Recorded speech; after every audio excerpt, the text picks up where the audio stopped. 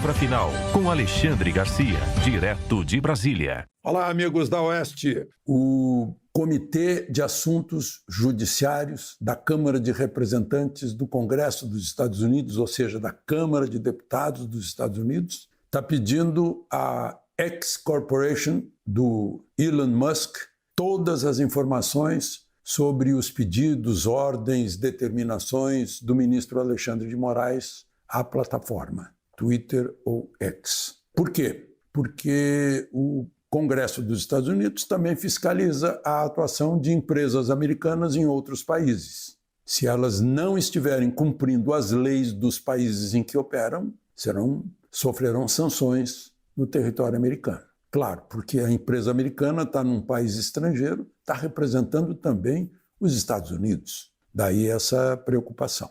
Elon Musk está informando que mandou todos esses pedidos, está avisando, comunicando a Alexandre de Moraes que vai fazer tudo isso para o Congresso dos Estados Unidos. Está aí uma questão interna brasileira, que não é bem interna, porque envolve uma empresa estrangeira, que está chegando ao Congresso dos Estados Unidos, onde havia chegado antes por deputados brasileiros que também levaram o assunto ao Parlamento Europeu. Eu tenho ficado admirado que tenha sido necessário ir buscar apoio no exterior para o que está acontecendo aqui no Brasil, a despeito do que determina a Constituição no seu artigo 220 e no seu artigo 5º, a linha 4ª. É livre a manifestação do pensamento, não haverá qualquer tipo de censura, nenhuma lei conterá restrição à livre manifestação, mas, no entanto, é o que está acontecendo. Quase que entrou esse projeto de lei da mordaça,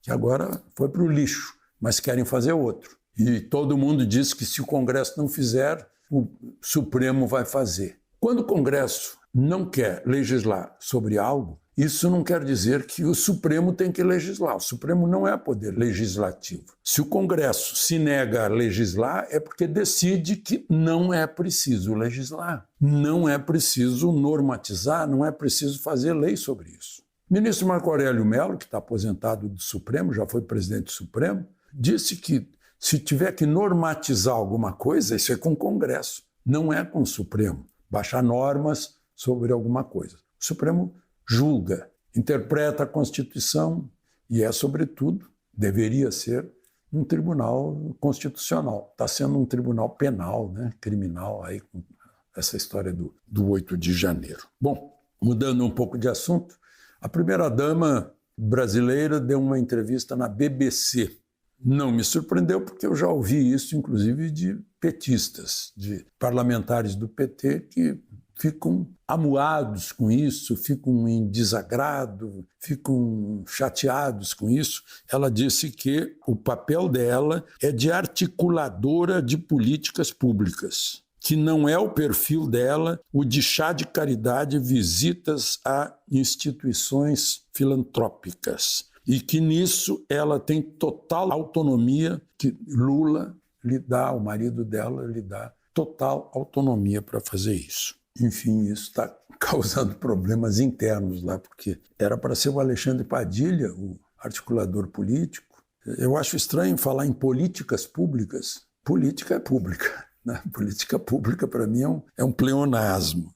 Bom, só para falar para vocês, está escrito já, isso não é novidade, está escrito desde 1988 na Constituição, só para lembrar que existe esse artigo 221, que estabelece que o rádio e a televisão têm que ter respeito aos valores éticos e sociais da pessoa e da família em suas programações. De Lisboa, Alexandre Garcia.